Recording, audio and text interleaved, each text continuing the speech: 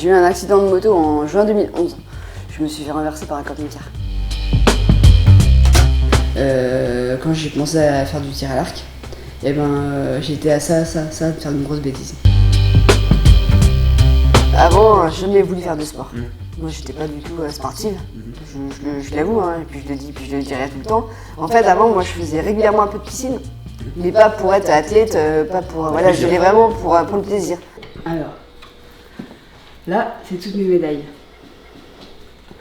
Là, c'est Dubaï, donc c'est important parce que c'était une compétition inter. Et là, en compétition internationale, il n'y a que des gens du haut niveau. Alors, j'ai eu mon accident en 2011 et j'ai connu Anthony en 2014. Donc, j'ai fait mon deuil quand j'ai connu Anthony. Allez, peut-être un an après que j'ai connu Anthony, on va dire 2015, quand je suis rentrée en équipe de France en e-sport. Connaissez-vous une fille qui est jeune et qui peut être amputée en centre de rééducation? Et là, automatiquement, ils ont dit oui, parce qu'ils ont pensé à moi. Je venais juste de sortir. Ça faisait une semaine que j'étais sortie du centre de rééducation. Donc, en fait, on avait été mis en contact.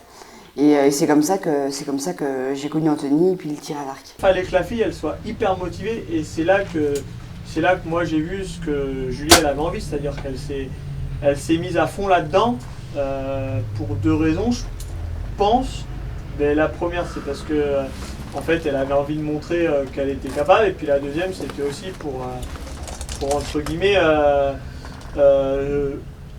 accepter son handicap je pense. Après, c'est pas parce que j'ai tiré 10 flèches que ouais, j'ai pas forcément pris de plaisir au début en fait.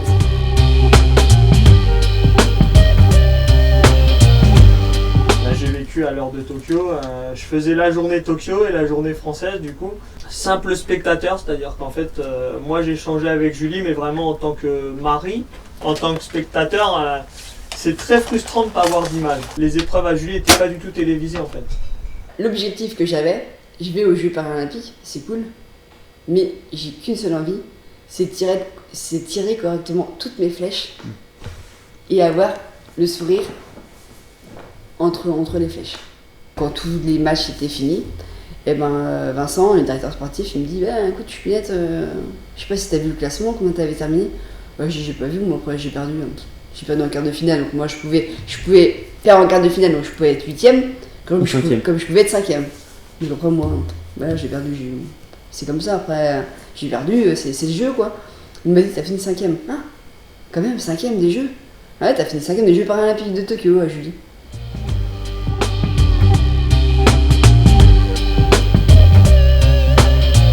Au jeu de Paris. Ouais, j'ai bien envie d'emmener une médaille.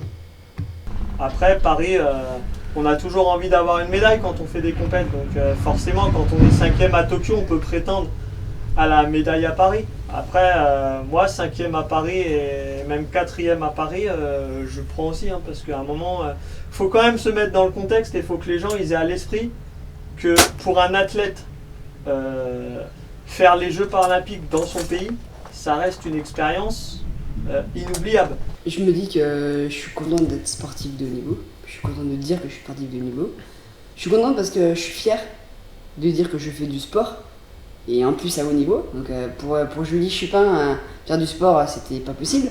Et maintenant, mon accident m'a permis de changer ma vie. Du tout au tout.